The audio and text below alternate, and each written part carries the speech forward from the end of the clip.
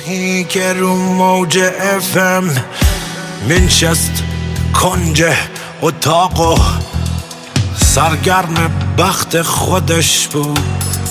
لبخند میزد به آفت، سیبی که نقشش همیشه زیر درخت خودش بود. ای که رو اسکناسا